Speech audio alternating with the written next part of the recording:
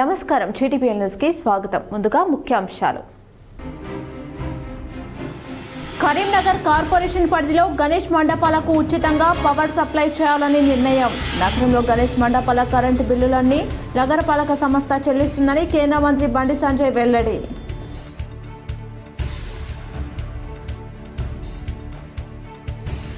సర్దార్ సర్వాయి పాపన్న గౌడ్ పోరాటం స్ఫూర్తిదాయకం. ఆయన ఆశయాలను అందరం కొనసాగిద్దామని కొనియాడిన కరీంనగర్ కలెక్టర్ చిత్రా మిశ్రా.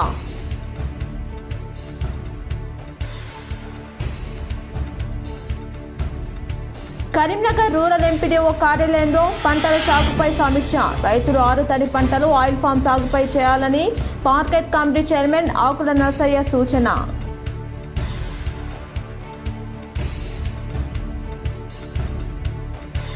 కొండగట్టు వద్ద రోడ్డు ప్రమాద ఘటనా స్థలాన్ని పరిశీలించిన జిల్లా ఎస్పీ అశోక్ కుమార్. ప్రమాదంపై సమగ్ర దర్యాప్తు చేపట్టాలని అధికారులకు ఆదేశాలు.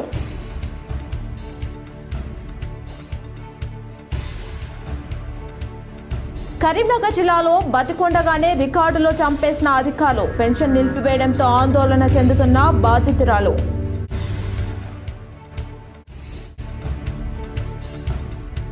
రాజన్న సిరిసిల్ల జిల్లా పెద్దూరులో దారుణం. ఫర్నిచర్ షాప్లో అగ్ని ప్రమాదంలో ఒకరు సజీవ దహనం. కరీంనగర్లో ఏర్పాటు చేయనున్న గణేష్ మండపాలన్నింటినీ ఉచితంగా కరెంటును అందించాలని కరీంనగర్ మున్సిపల్ కార్పొరేషన్ నిర్ణయించినట్లు కేంద్ర హోంశాఖ సహాయ మంత్రి బండి సంజయ్ తెలిపారు.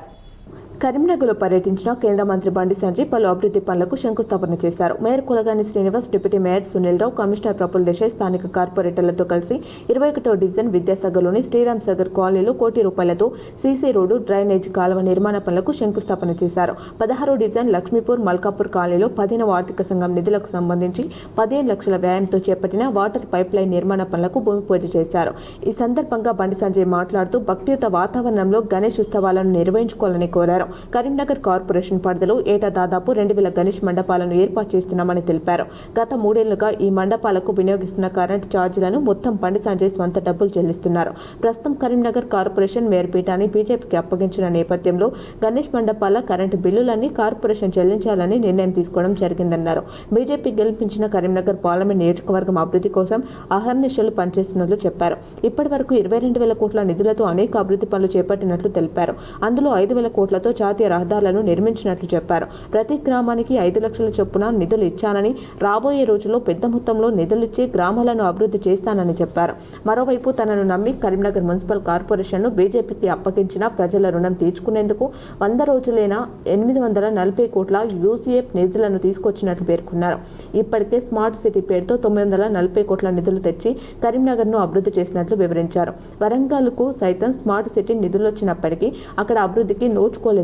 తనపై నమ్మకం ఉంచిన కరీంనగర్ను అభివృద్ధి ఉత్సవాల నిర్వహణలో తెలుగు రాష్ట్రాల్లోని అగ్రభాగాన ఉంచేందుకు సాయశక్తులు కృషి చేస్తున్నట్లు చెప్పారు. ఎన్నికల వరకే రాజకీయాలని, ప్రస్తుతం అభివృద్ధి లక్ష్యంగా రాజకీయాలకు అతీతంగా కార్పొరేటర్లంతా కలిసికట్టుగా ఉంటూ కరీంనగర్కు అభివృద్ధి చేసుకోవాలని కోరారు.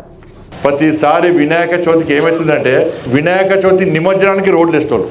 నిమజ్జనం ముఖ్యం కాదు, ఫస్ట్ వినాయకుని విగ్రహం కొంటాం, ఇది రావాలి, రోడ్డు మంచిగా ఉంటేనే విగ్రహం వస్తుంది కదా. పోయేటప్పుడు ఎంత ముఖ్యమో వచ్చేటప్పుడు అంత ముఖ్యం. కాబట్టి ఈసారి దాదాపు ₹1 కోటి మా మేయర్ గారు, డిప్యూటీ కమిషనర్ గారు మొత్తం ప్యాచ్ వర్క్ అంతా కూడా టెండర్ పెడుతున్నారు. వినాయక చవితి కన్నా ముందే ₹1 కోటి వినాయక చవితికి ఏర్పాట్ల కోసం ఇవాళ మొత్తం కంప్లీట్గా ప్యాచ్ వర్క్ చేస్తున్నారు. మొన్న బోనాల పండుగకు అన్నిటి కూడా ఏర్పాట్లన్నీ కూడా కార్పొరేషన్ నుంచే పూర్తి ఖర్చుతో కార్పొరేషన్ బోనాలకు ఏర్పాటు చేస్తున్నాం. మనం వినాయక చవితి కూడా పూర్తి ఏర్పాట్లు ఎక్కడ ప్రజలకు ఇబ్బంది కాకుండా ఒక మంచి వాతావరణంలో గణేష్ నవరాత్రి ఉత్సవాలు జరుపుకోవాలనే ఉద్దేశంతో గతానికి భిన్నంగా పోయినసారి ఏ సమస్యలు వచ్చినా, ఏ ఇబ్బందులు వచ్చినా దాన్ని తెలుసుకొని అటువంటి సమస్యలు రాకుండా ఉండడానికి ఇలా కార్పొరేషన్ తరఫున వినాయక నవరాత్రి ఏర్పాట్లు అన్నీ కూడా చేస్తున్నాం. ఇలా కరెంటు బిల్లు కూడా ఊరికే మంటపాలకు ఏం చేస్తారంటే వాళ్ళ డ్యూటీ వాళ్ళు చేస్తారు, ట్రాన్స్కోర్ వాళ్ళ డ్యూటీ వాళ్ళు చేస్తారు, వాళ్ళ బిల్లు వసూలు చేయాల్సింది, లేకుంటే వాళ్ళ ఉద్యోగాలు పోతాయి. ఈ కరెంటు వైరు వేయడం, గుంజడం, కొత్త మండపాలు ఏర్పాటు చేయాలి. ప్రజల కూడా కొత్త యువతను ఎంకరేజ్ చేయాలి. కొత్త యువతను ప్రోత్సహిస్తేనే భక్తిభావం పెరుగుతూనే వాళ్ళు కూడా క్రమశిక్షణ వస్తుంది వాళ్ళు. కాబట్టి వినాయక మండపాలు ఎన్నెన్న పెట్టండి, కానీ ట్రాఫిక్ ఇబ్బంది లేకుండా ఇలా ప్రజలకు ఇబ్బంది కాకుండా ఇవాళ మనం వినాయక మంటపాలు ఏర్పడండి. వినాయక మంటపాలకు అయ్యేటువంటి కరెంటు బిల్లు కూడా మొత్తం కూడా వారే కడుతున్నారు. ఫ్రీ కరెంట్ సరే, వినాయక మంటపాలకు ఫ్రీ కరెంట్. కరీంనగర్ కార్పొరేషన్ బదిలో ఏదైనా ప్రతిసారి ఇవాళ చందాలు కూడా ఇవ్వనిస్తలేరు. చందాలు మన గల్లీకి 3 వినాయకులు అయిపోయినాయి. పోటీ పడి వినాయకులు పెడతారు, మంచిదే, కానీ కొట్లాడుకోవద్దు. పోటీ పడి పూజలు చేయాలి, ప్రజలందరినీ భాగస్వామ్యం చేయాలి. ఆయన అది చేస్తుండే ఇది చేస్తుండే కాకుండా చేయాలి. కానీ వినాయక మంటపాలు ఎక్కువైతున్నాయి కాబట్టి, చందాలు తక్కువ వస్తున్నాయి కాబట్టి, కొత్త యువత అంతా కూడా వినాయక మంటపాలు ఏర్పాటు చేస్తున్నారు కాబట్టి, ఈ కరెంటు బిల్లు కానీ మంటపాలు ఏర్పాటు కానీ అన్నీ ఖర్చు బాగా వస్తుంది కాబట్టి, కొంచెం బర్డెన్ తగ్గించడానికి ఈసారి వినాయక మంటపాల ఖర్చు కూడా ఇవాళ మేయర్ గారు డిప్యూటీ మేయర్ కలిసి డిసైడ్ చేసింది కాబట్టి నిజంగా వారు కూడా కరీంనగర్లో అందరి తరఫున వారు కూడా కృతజ్ఞతలు. ఓటర్ల జాబితా ప్రత్యేక సమగ్ర సవరణ సార్ పేరుతో ఎన్నికల సంఘం తెలంగాణలో నిర్దాక్షిణ్యంగా ఓట్లు తొలగించిందని టీపీసీసీ అధ్యక్షుడు మహేష్ కుమార్ గౌడ్ ఆరోపించారు. సర్ ముసాయిదా జాబితాను రాష్ట్ర ఎన్నికల సంఘం విడుదల చేసిన నేపథ్యంలో గాంధీ భవన్లో నిర్వహించిన మీడియా సమావేశంలో మహేష్ కుమార్ గౌడ్ మాట్లాడారు. హైదరాబాద్లో BLOలు ఎవరి ఇంటికి వెళ్లలేదు. పేదలు వలస కూలీలు ఓట్లని ఎక్కువగా తొలగించారు.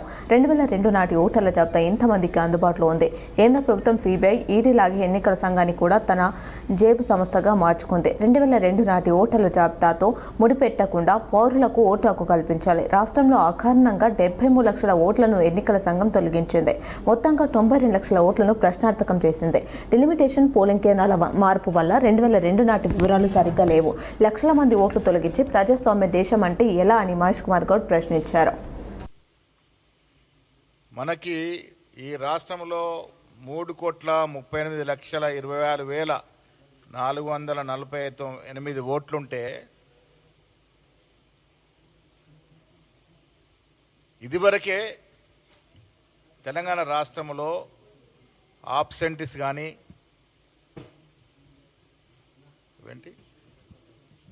షిఫ్ట్ అయినటువంటి ఓట్లు కానీ డెత్ కానీ డూప్లికేట్ కానీ ASDDల పేర్ల మీద 73,39,235 ఓట్లు అంటే 21%, దాదాపుగా 21% పైబడి ఓట్లని నిరాకరించారు, తొలగించేశారు.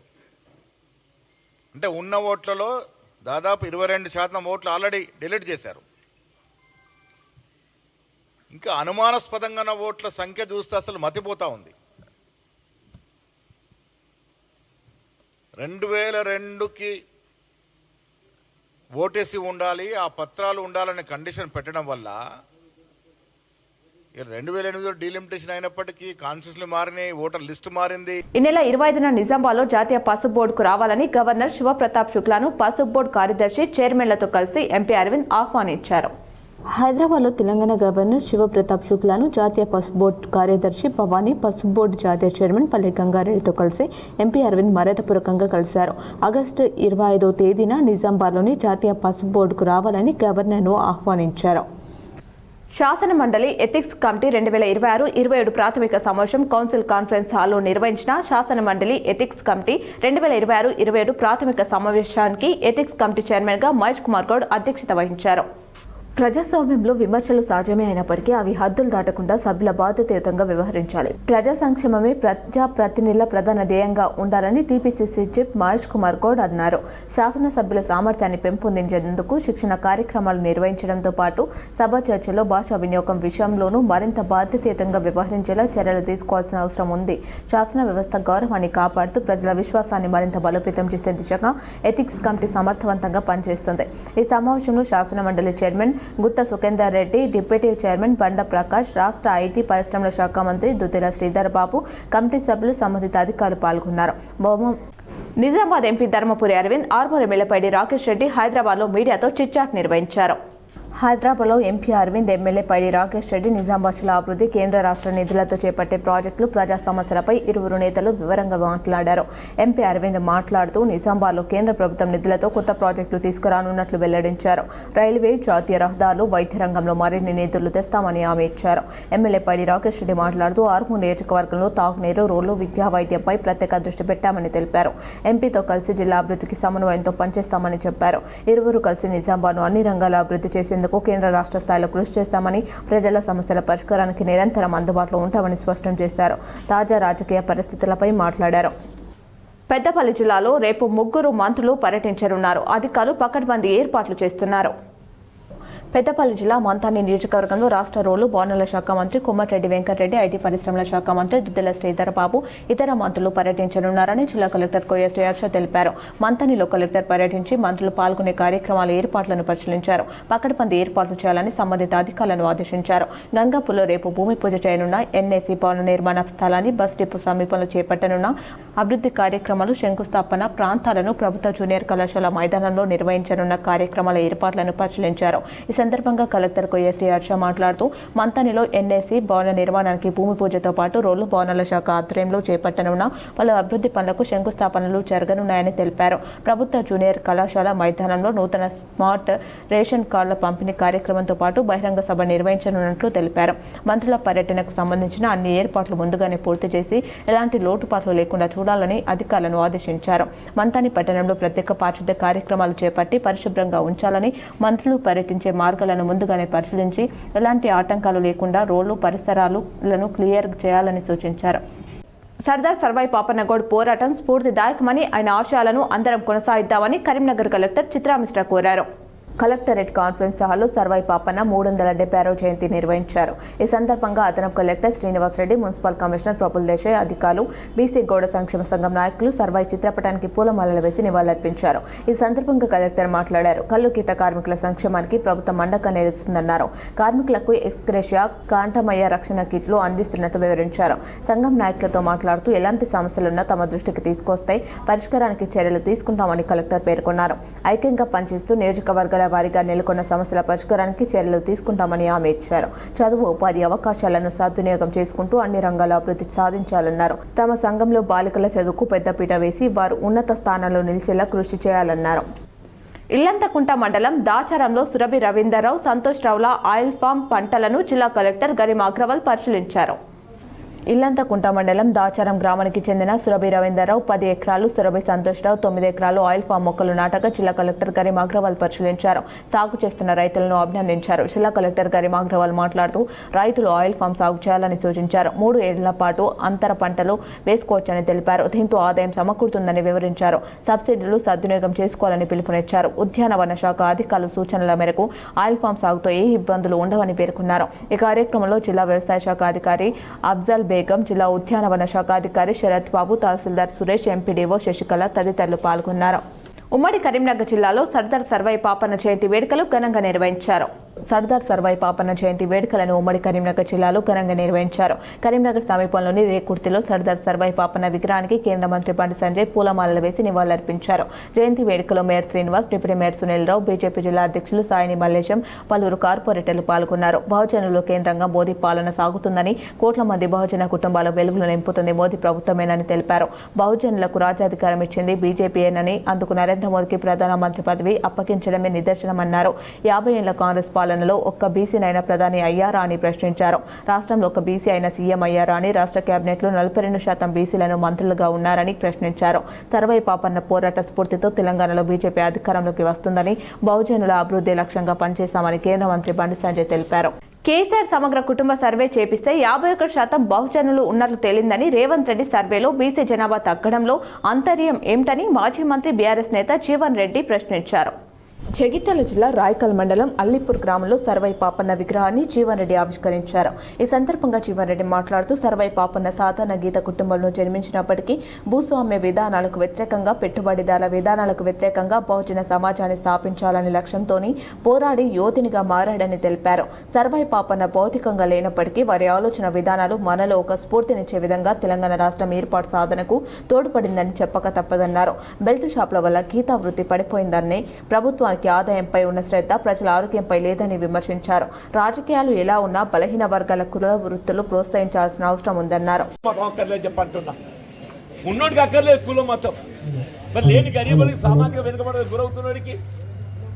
మళ్ళీ సర్వాయి పాపన లాంటి ఉద్యమం తెర మీదకి వచ్చే అవకాశం ఉందని చెప్పంటారు. మళ్ళీ రేపు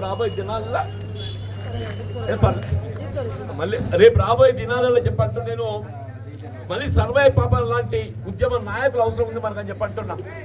మన కేసీఆర్ గారు ఏ విధంగా ఉద్యమం తెలంగాణ రాష్ట్రాన్ని సాధింప చేయడం జరిగిందో, ఇలా తెలంగాణ రాష్ట్ర పునర్నిర్మాణం ప్రధానమని చెప్పంటున్నా. తెలంగాణ రాష్ట్ర పునర్నిర్మాణం ప్రధానమని చెప్పి అంటున్నా. ఇలా గ్రామాలలో ఉండేటువంటి సామాజిక వెనుకబడతానికి గురవుతున్నట్టు వర్గాలు వాళ్ళు ఎవరే కానీ అని చెప్పంటున్నా. అది ఏ కులమే కానీ ఏ వర్గమే కానీ అందరికీ ఏదైతుందో ప్రోత్సాహం కల్పింపజేయడం ప్రభుత్వ బాధ్యత. అది కల్పింపజేయడానికి టీఆర్ఎస్ పార్టీ కట్టుబడి ఉన్నది. కేసీఆర్ గారి యొక్క నాయకత్వం మనకు ఏదైతుందో తోడు నిలుస్తుంది అన్నట్టు ఒక భావన వ్యక్తం చేస్తున్నాను. ముఖ్యంగా సర్వే పాపన్న గారి యొక్క విగ్రహం మరి ఇటు వసంత గారు మా చేతుల మీద ఆరంభింపజేయడం, దాన్ని ఆవిష్కరింపజేయడం అంటే నిజంగా మేము అదృష్టవంతరమే చెప్పండి. నిజంగా అదృష్టవంతరమే చెప్పండి. ఆయనలో కొంత అయినా ఆ ధైర్య సాహసాలు, కొంత అయినా వాళ్ళ పోరాట యోధం చెప్పంటున్నాను. గెరిల్లా యుద్ధంతోని రాజ్యాన్ని స్థాపించింది. ఆయనలో ఉండే కొంత ధైర్య సాహసాలు, సామాజిక స్ఫూర్తి అది మాలో నింపాలని చెప్పని కోరుతూ మాకు ఇందులో పాల్గొనే ఒక అవకాశం, వారి విగ్రహం ఆవిష్కరణ చేసేటువంటి ఒక అవకాశం కల్పించేసినందుకు ముఖ్యంగా అల్లీపూర్ గ్రామస్తుల పెద్దలందరికీ కూడా చెప్పంటున్నాను. సర్పంచ్ గారు, వారి పాలక మండలి సభ్యులు, వీళ్ళ కుల మతాలకు అతీతంగా మీరందరూ దీని పండుగ వాతావరణంలో జరుపుకోవడం చూస్తుంటే అందరం కూడా సర్వే పాపన్న గారి యొక్క ఆలోచన విధానానికి ఏది ఇస్తుందో మనం మొగ్గు చూపుతున్నట్టు కనబడుతుందని చెప్పంటున్నా. ప్రత్యేకించి గీతా కార్మిక సోదరులు రాజలింగం గారు పేర్కొన్నట్టు ఏదైతే మీ యొక్క సమస్యలు ఏమైనా కానీ చెప్పండి. అప్పుడేదో మాకున్నటువంటి ఒక కొద్ది అవకాశాలలో ఆ పైప్ లైన్ కట్టి కొంత సహకరించండి. మీరు రోడ్డు కావాలి, తప్పనిసరి కావాల్సిందే చెప్పంటున్నాను నేను. దానికోసం మరి ప్రభుత్వం చొరవ తీసుకోవాలి. మా వైపుకెళ్ళి కూడా ఏదైతుందో మేము ప్రభుత్వం దృష్టి సిరిసిల్ల సమీపంలోని పెద్దూరులో గల మహాలక్ష్మి ఫర్నిచర్లో భారీ అగ్ని ప్రమాదం సంభవించింది. ఒకరు సజీవ దహనమయ్యారు. ఇటీవలే ఏర్పాటు చేసిన మహాలక్ష్మి ఫర్నిచర్ షాప్లో అగ్ని ప్రమాదం సంభవించడం కలకలం సృష్టిస్తుంది. అర్ధరాత్రి చెలరేగిన మంటలతో ఒకరు సజీవ దహనమయ్యారు. మృతుడు ఉత్తరప్రదేశ్కు చెందిన కూలీ మహమ్మద్ ఇస్లాంగా గుర్తించారు. మంటలు అదుపులోకి వచ్చాక మృతదేహం బయటపడింది. ఫర్నిచర్ షాప్లో పనిచేసే యూపీకి చెందిన 6 కూలీలు అందులోనే రాత్రి నిద్రపోయారు. దట్టమైన పొగ మంటలతో ఉవ్వెత్తున ఎగిసిపడిన మంటలతో 5 కూలీలు త్రుటిలో ప్రాణాలతో బయటపడ్డారు. రూమ్లో నిద్రించిన కూలీ మహమ్మద్ ఇస్లాం సజీవ దహనమయ్యారు. దట్టమైన పొగ ఉవ్వెత్తున ఎగిసిపడిన మంటలతో బయటపడలేకపోయిన కూలీ సజీవ దహనమైనట్లు భావిస్తున్నారు. ప్రమాదానికి కారణాలు స్పష్టంగా తెలియడం లేదు. కరెంట్ షార్ట్ సర్క్యూట్ లేక సిగరెట్ తాగి పడేయడంతో జరిగిందా అనే కోణంలో పోలీసులు విచారణ చేపట్టారు. అగ్ని ప్రమాదంతో ఒకరు మృతి చెందగా దాదాపు షాప్లోని ఫర్నిచర్ 40 నుంచి 50 లక్షల వరకు దగ్ధమైందని షాప్ నిర్వాహకులు ఆవేదన వ్యక్తం చేశారు. మహాలక్ష్మి ఫర్నిచర్ పెద్దూరులో రీసెంట్ గా పెట్టాము. మా షాప్ ఫ్యాక్టరీ కమ్ము షాప్ ఉంటుంది. ఫ్యాక్టరీకి ఏం కాలేదు. ఫ్రంట్ లో అగ్గి అంటుకుంది. మా వర్కర్ కాల్ చేస్తే నేను వచ్చాను. దాదాపు 40-45 లక్షల సామాన్ ఉంటుంది. నేను రీసెంట్ గా 10 లక్షల సామాన్ పర్చేస్ చేశాను. కొంచెం గవర్నమెంట్ మమ్మల్ని ఆదుకోవాలి, దయ చూపించండి. కొంచెం ఎంక్వైరీ కూడా చేయండి. అసలు నిజంగానే అంటుకుందా లేకపోతే వేసి వెళ్ళారా? మాకు అది ఎంక్వైరీ ఖచ్చితంగా కావాలి. ప్రభుత్వం చేయుత పెన్షన్దారులకు చేపట్టిన లైవ్ వెరిఫికేషన్ కార్యక్రమం లబ్ధిదారుల పాలిట శాపంగా మారింది. అధికారుల నిర్వాకంతో బ్రతికున్న వారిని చనిపోయారంటూ పెన్షన్ ఆపేస్తున్న ఘటనలు కరీంనగర్ జిల్లాలో చోటు చేసుకున్నాయి. ఇటీవల శంకరపట్నం మండలం మిట్పల్లి గ్రామానికి చెందిన శ్రీనివాస్ అనే మానసిక వికలాంగుడు బ్రతికుండగానే చనిపోయాడంటూ పెన్షన్ ఆపేసిన ఘటన వెలుగులోకి వచ్చిన ఘటన మర్చిపోకముందే తాజాగా సైదాపూర్ మండలంలో మరో ఘటన వెలుగులోకి వచ్చింది. సైదాపూర్ మండలం పెరకపల్లి గ్రామానికి చెందిన కనుగంటి లచ్చవ్వ భర్త చనిపోవడంతో చేయుత పెన్షన్ మంజూరు చేశారు అధికారులు. అయితే ఇటీవల రాష్ట్ర ప్రభుత్వం లైవ్ వెరిఫికేషన్ కార్యక్రమం చేపట్టింది. అందులో భాగంగా లచ్చవ్వ బ్రతికుండగానే చనిపోయిందంటూ అధికారులు రికార్డులు నమోదు చేశారు. దీంతో పెన్షన్ ఆగిపోయింది. పెన్షన్ ఎందుకు ఆగిందని అధికారులను అడిగితే నువ్వు చనిపోయినట్టు రికార్డులో ఉందని సెలవిచ్చారు. దీంతో మండల జిల్లా కార్యాలయాల చుట్టూ ప్రదక్షిణలు చేస్తుంది లచ్చవ్వ. అధికారులు మాత్రం రికార్డులో చనిపోయినట్టు నమోదైన మాట వాస్తవమేనని మరోసారి దరఖాస్తు చేసుకుంటే తిరిగి పెన్షన్ వచ్చేటట్టు చేస్తామని అధికారులు అంటున్నారు. మండలం మాది పెరకపల్లె. నా పేరు కానిగంటి లచ్చవ్వ వెంకటయ్య. కాని భర్త చనిపోయి 5 ఏళ్ళ. నేను బతికుండగానే చచ్చిపోయిందని రాసిండ్రు సారు. నాకు భర్త లేడు కాబట్టి నాకు పింఛన్ పైసలు ఇస్తామని రాలేదు. ఎవరు పైసలు వస్తాయని అనుకున్నా, రాలేదు. గంటలనే ఒకున్నా. నాకు కాళ్ళు రెక్కలు లేక నేను ఎక్కడికి పోతా? నాకు నడవరాదు కదా, 2 కాళ్ళు నడవరావు. ఇక వాళ్ళ దయాన్ని ఊకున్న కళ్ళు చేయలేదు, ఇవ్వలేదు, నడవలేదు. ఎప్పుడెప్పుడే పోయేస్తే రాలేదు. నన్ను గిట్ట చేసిండ్రు. నేను బతికి ఉన్నా, నాకు డబ్బులు పంపలేదు. నా భర్త చనిపోయిండు. నేను బాగలేను. అప్పుడు నా మనసు బాగలేక జ్వరం వచ్చి నేను కూడా ఎట్టనే ఉన్నానని నేను బతికుండగానే చచ్చిపోయిందని రాసిండ్రు సారు. నాకు పెట్టిండ్రు గిట్లా. సార్లు అందరు ఇట్లా పెట్టవలసిన పద్ధతేనా? కాలు రెక్కలు లేని వాళ్ళకు నా ఖర్చులు ఎట్లా తీరాలి? నా బాధలు ఎవరు సారు?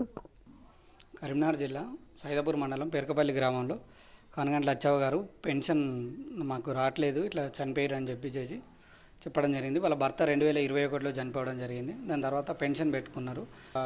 వివిధ కారణాల వల్ల ఆగిపోవడం జరిగితే మా దృష్టికి తీసుకొస్తే మళ్ళీ అప్లికేషన్ పెట్టుకోమని చెప్పడం జరిగింది. వాళ్ళు మాకు పెన్షన్ అప్లికేషన్ ఇచ్చేసారు. మేము ఆల్రెడీ ప్రాసెస్ చేస్తున్నాం. అది ఆల్రెడీ అప్లికేషన్ మా దగ్గర ఉంది. మేము ప్రాసెస్ కూడా చేస్తున్నాము. మంత్ డెత్ వాటి గురించి అని మా దగ్గర సర్వే మేము ఏం చేయలేదు. మేము రీసెంట్గా సర్వేలో మీకు పెన్షన్ ఎందుకు వస్తలేదంటే మాకు వస్తలేదు అని అంటే పెన్షన్ అప్లికేషన్ పెట్టుకోమని చెప్పడం జరిగింది. దాని కిందనే వాళ్ళు పోయి కలిసారంట. మనకు ఇప్పుడు పెన్షన్ 2021లో వాళ్ళ భర్త చనిపోయిన తర్వాత పెన్షన్ పెట్టుకున్నారు. వాళ్ళకి పెన్షన్ వచ్చింది కొన్ని రోజులు. అది ఏ కారణంతో ఆగిపోయిందో పెన్షన్ ఆగిపోయిన తర్వాత మళ్ళీ వాళ్ళు ఎవరిని కూడా కలవలేదు.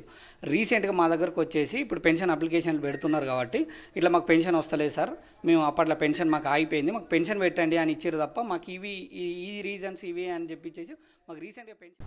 కరీంనగర్ రూరల్ గ్రామాల్లో నెలకొన్న సమస్యలను ఎప్పటికప్పుడు గుర్తించి పరిష్కరించేందుకు మండల సమీక్ష సమావేశాలు ఎంతో ఉపయోగకరంగా ఉంటాయని కరీంనగర్ వ్యవసాయ మార్కెట్ కమిటీ చైర్మన్ ఆకుల నర్సయ్య తెలిపారు.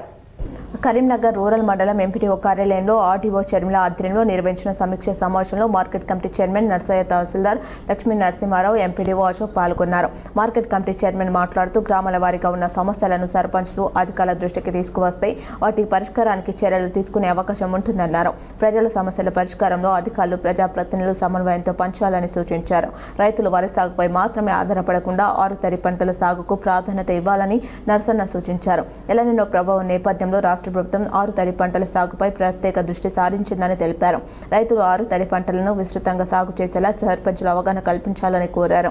అదేవిధంగా అధిక లాభాలు అందించే ఆయిల్ ఫామ్ సాగును కరీంనగర్ రూరల్ మండలంలో పెద్ద ఎత్తున చేపట్టేలా రైతులను ప్రోత్సహించాలని అన్నారు. ఆయిల్ ఫామ్ సాగుతో మంచి దిగుబడులతో పాటు అధిక ఆదాయం పొందవచ్చని పేర్కొన్నారు. రైతుల సమస్యల పరిష్కారానికి కరీంనగర్ మార్కెట్ కమిటీ తరపున పూర్తి సహకారం అందిస్తామని నర్సన్న తెలిపారు.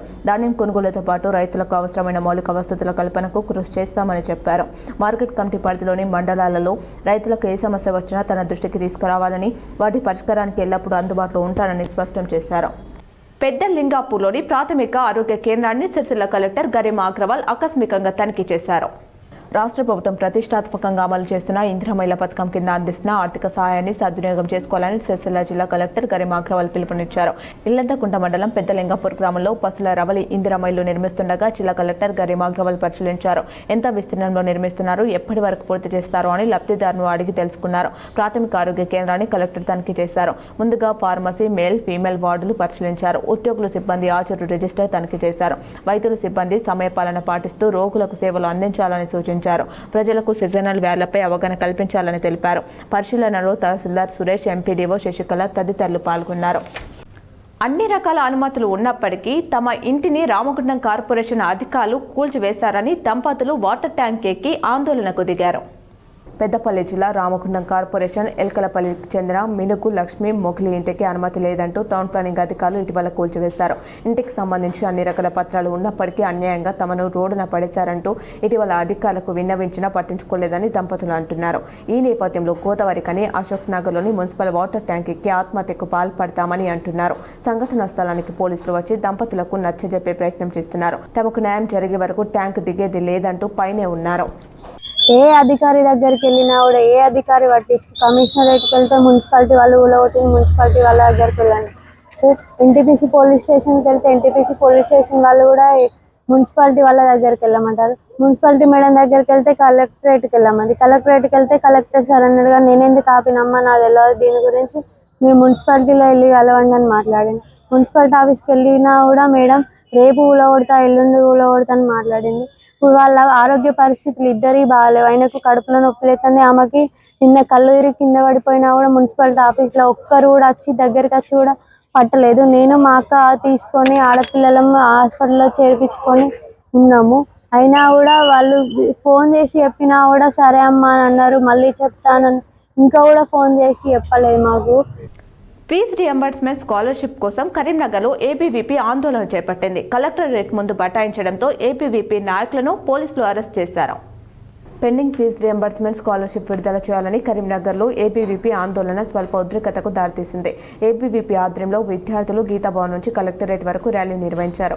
కలెక్టరేట్ ముందు బటాయించి ధర్నా చేశారు. ప్రభుత్వానికి వ్యతిరేకంగా నినాదాలు చేశారు.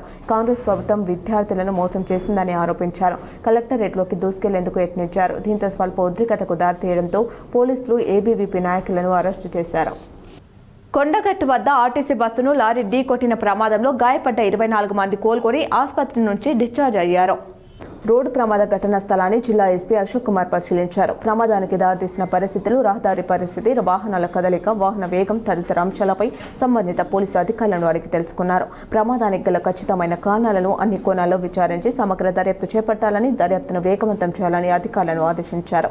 ఈ ఘటనపై కేసు నమోదు చేసి దర్యాప్తు కొనసాగిస్తున్నట్లు ఎస్పీ తెలిపారు. ప్రమాదానికి సంబంధించిన ప్రతి అంశాన్ని పరిశీలించి వాస్తవాలను వెలికితీసే విధంగా దర్యాప్తు చేపట్టాలని అధికారులకు సూచించారు. వాహనదారు అధిక వేగంతో వాహనాలను నడపడం వల్ల ప్రమాదాలు జరిగే అవకాశం ఎక్కువగా ఉంటుందని, ప్రతి ఒక్కరూ రోడ్డు భద్రతా నిబంధనలను తప్పనిసరిగా పాటించాలని సూచించారు. ముందున్న వాహనాలను ఓవర్టేక్ చేసే సమయంలో జాగ్రత్తగా నడుపుతూ ముందున్న వాహనాలకు తగిన దూరం పాటించాలని, ప్రధాన రహదారులపై మరింత అప్రమత్తంగా ప్రయాణించాలని తెలిపారు. కరీంనగర్ డంపింగ్ యార్డ్ నగర ప్రజల ఆరోగ్యానికి ముప్పుగా పరిణమించిందని తెలంగాణ రక్షణ సేన ఆందోళన వ్యక్తం చేశారు. కరీంనగర్ డంపింగ్ యార్డ్ వద్ద ధర్నా నిర్వహించారు. నగర ప్రజలకు సమస్యగా మారిన డంపింగ్ యార్డును వెంటనే ఎత్తివేయాలని డిమాండ్ చేశారు. నగరంలో పేరుకబోతున్న చెత్తతో అస్తవ్యస్తంగా మారిన డంపింగ్ యార్డును జనావాసాలకు దూరంగా పెట్టాలని కోరారు.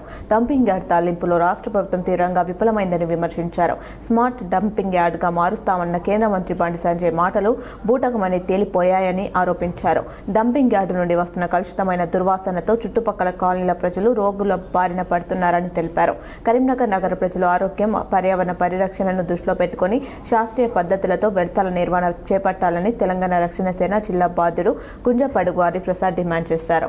కాలుష్యం, ఆ దుర్వాసనతో పోతీరాంపూర్, కట్టారాంపూర్, లక్ష్మీనగర్, అల్కాపురి కాలనీ, భగత్ నగర్ దాకా కూడా ఈ పొగలు, దుమ్ము, ధూళి వ్యాపించి ప్రజల ఆరోగ్యమే ప్రశ్నార్థకంగా మారింది. ఇలా కరీంనగర్లో వచ్చేటువంటి ప్రతి ఇంటి నుండి సేకరించినటువంటి చెత్త అంతా కూడా ఈరోజు డంపింగ్ యార్డుకు నగరపాలక సంస్థ తరలిస్తూ ఉంది. ఇక్కడికి వచ్చినటువంటి మనోహర్ లాల్ ఖట్టర్, మా ఆయనే స్వయంగా కేంద్ర మంత్రి, కేంద్ర పట్టణాభివృద్ధి శాఖ మంత్రి, మరి అదేవిధంగా బండి సంజయ్ కేంద్ర హోంశాఖ మంత్రులు ఇద్దరు కూడా కరీంనగర్ నగరంలో నిలబడి డంపింగ్ యార్డ్ సమస్యను. వార్తలు ముగించే ముందు మరోసారి ముఖ్య అంశాలు. కరీంనగర్ కార్పొరేషన్ పరిధిలో గణేష్ మండపాలకు ఉచితంగా పవర్ సప్లై చేయాలని నిర్ణయం. నగరంలో గణేష్ మండపాల కరెంటు బిల్లులన్నీ నగరపాలక సంస్థ చెల్లిస్తుందని కేంద్ర మంత్రి బండి సంజయ్ వెల్లడి.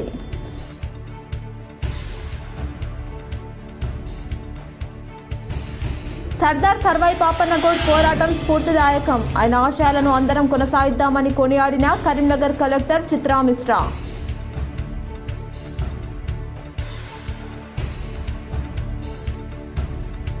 కరీంనగర్ రూరల్ ఎంపీడీఓ కార్యాలయంలో పంటల సాగుపై సమీక్ష. రైతులు ఆరుతడి పంటలు, ఆయిల్ ఫామ్ సాగుపై చేయాలని మార్కెట్ కమిటీ చైర్మన్ ఆకుల నర్సయ్య సూచన.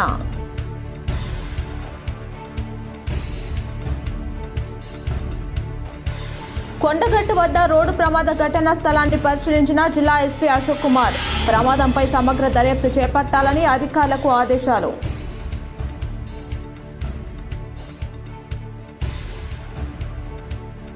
కరీంనగర్ జిల్లాలో బతికొండగానే రికార్డులో చంపేసిన అధికారులు. పెన్షన్ నిలిపివేయడంతో ఆందోళన చెందుతున్న బాధితురాలు.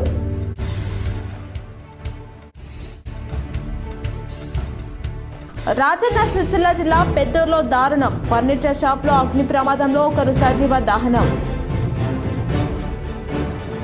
ఈ వార్తలు ఇంతటితో సమాప్తం. తిరిగి ప్రసారమయ్యే వార్తలు మళ్ళీ కలుద్దాం. చూస్తూనే ఉండండి మీ GTPL.